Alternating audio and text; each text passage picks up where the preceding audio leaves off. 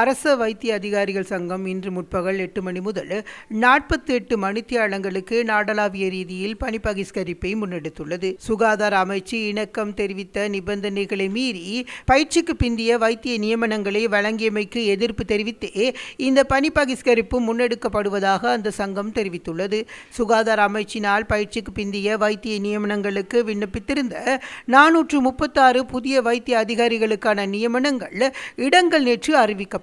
அதற்கமைய அவர்கள் இன்று முதல் 11ஆம் திகதிக்குள் தமக்கு ஒதுக்கப்பட்ட அரச வைத்தியசாலைகள் அல்லது சுகாதார நிறுவனங்களில் பணியில் இணைய வேண்டும் என சுகாதார அமைச்சு அறிவித்திருந்தது.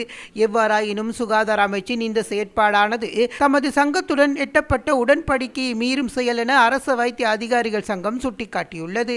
இதன் காரணமாக இன்று முதல் 48 மணி நேரத்திற்கு நாடளாவிய ரீதியில் அரசு வைத்திய அதிகாரிகளின் பணி பகிஷ்கரிப்பில் ஈடுபட தீர்மானித்துள்ளதாக அந்த சங்கத்தின் செயலாளர் பிரபாத் சுகததாச தெரிவித்துள்ளார். இதேவேளை அரச வைத்திய அதிகாரிகள் சங்கத்துடன் இன்று நடத்தப்படவிருந்த கலந்துரையாடல் நடைபெறாது என அமைச்சர் நலிந்த ஜெயதிச தெரிவித்துள்ளார்.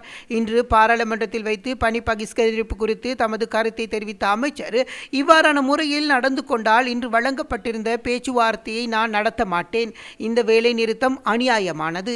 இதற்கு அரசாங்கம் என்ற ரீதியில் நாங்கள் முகம் கொடுக்க தயாராக உள்ளோம் என குறிப்பிட்டார். அரசியல் நோக்கங்களுக்காக ஒரு சிறிய குழுவினால் முன்னெடுக்கப்படும் இந்த வேலை நிறுத்தத்தை தொடர வேண்டாம் என கேட்டுக்கொண்ட அமைச்சர், இன்று முதல் பணியை பொறுப்பேற்க உள்ள புதிய வைத்திய அதிகாரிகளுக்கு தேவையான பாதுகாப்பு வழங்கப்படும் என்பதனால் எவ்வித அச்சமுமின்றி அவர்கள் கடமைக்கு சமூகம் அளிக்கலாம் என்றும் தெரிவித்துள்ளார். சுகாதார அமைச்சினால் பயிற்சிக்கு பிந்தைய நியமனங்களை வழங்குவதில் ஏதேனும் தவறு இழைக்கப்பட்டிருந்தால் அதற்கு நீதிமன்றத்தின் உதவியை நாடுவதே சிறந்தது என அமைச்சர் சுட்டிக்காட்டினார். மத்திய கிழக்கில் நெருக்கடி நிலவும் வேளையில் இவ்வாறு 5 நாட்கள் வேலை நிறுத்தத்தை முன்னெடுப்பது எந்த வகையிலும் நியாயமற்றது. பயிற்சிக்கு பிந்தைய மருத்துவ நியமன பட்டியலை தயாரிப்பதில் அரச வைத்திய அதிகாரிகள் சங்கம் இருக்க வேண்டும் என்ற நிலைப்பாட்டில் நின்றே அவர்கள் இந்த போராட்டத்தை செய்கின்றனர். முதல் நியமனத்திற்கும் இடமாற்ற சபை அவசியமில்லை. கடந்த செவ்வாய்க்கிழமை ஒரு குழுவினரை அழைத்து நியமனங்களை பொறுப்பேற்க வேண்டாம் என அவர்கள் அச்சுறுத்தியுள்ளனர். 453 வைத்தியர்களில் 433 பேர்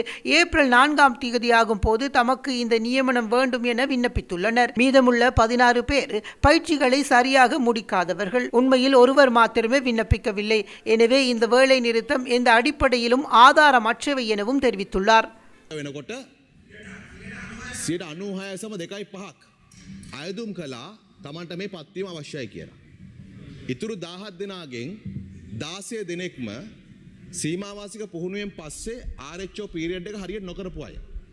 එකම ඇත්තටම කිව්වොත් එක්කෙනයි ඉන්ටර්න් සීමාවාසික පුහුණුව අවසන් කරලා RHO පීරියඩ් එකත් යෙදිලා ඉඳලා ඉල්ලුම් නොකර එක්කෙනයි.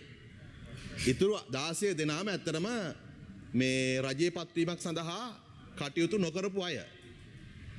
ඒ අනුව ගත්තහම 453න් 430ක් ඉල්ලුම් කරලා තිබෙද්දී මේ වැඩ වර්ජනය කරන්න කිසි පදනමක් නැහැ.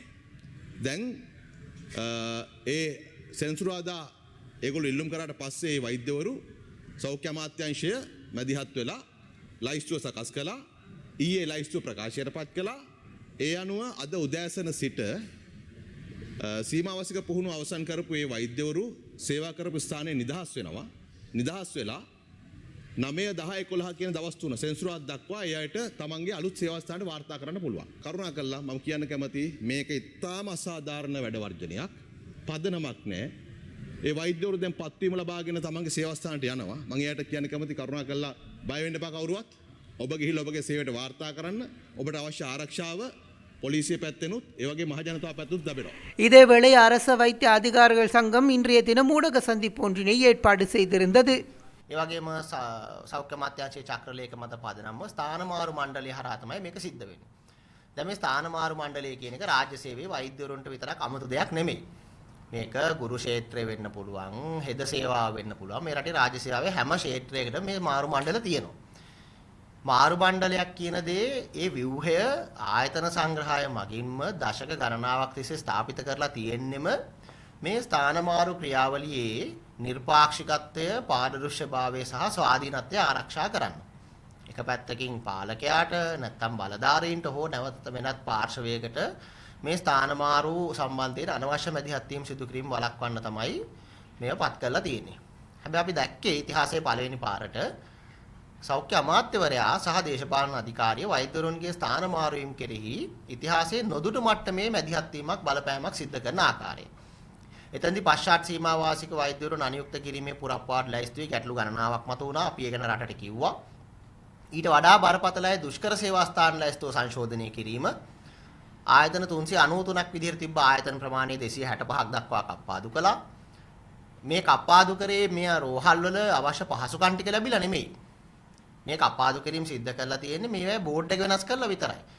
මේ කප්පාදු කරලා ලැයිස්තුවෙන් ඉවත් කළා කියලා මේ රෝහල් වලට හතරම හරි දානි පහළ වෙලා නැහැ.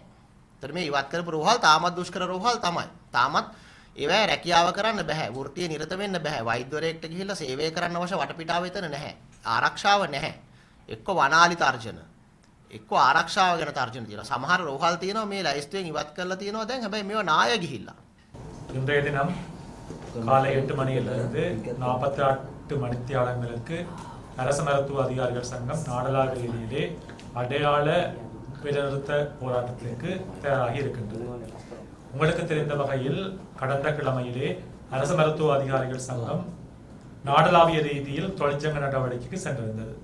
இதற்கு பிரதான காரணமாக வைத்தியர்களுடைய இடமாற்ற பொறிமுறையிலேயே அரசியல் தலையீட்டை தவிர்க்கும் விதத்திலே செயற்பட வேண்டும். அதேபோன்று வைத்தியர்களுடைய இடமாற்ற சபை மிகவும் சுயாதீனமாக இயங்க வேண்டும் என்ற கோரிக்கையை விடுத்து அரசு மருத்துவ அதிகாரிகள் சங்கமானது தொழிற்சங்க போராட்டத்தை நடாத்தி வந்திருக்கிறது. மேலதிக செய்திகளுக்காக எமது யூடியூப் தளத்தை சப்ஸ்கிரைப் செய்யுங்கள்.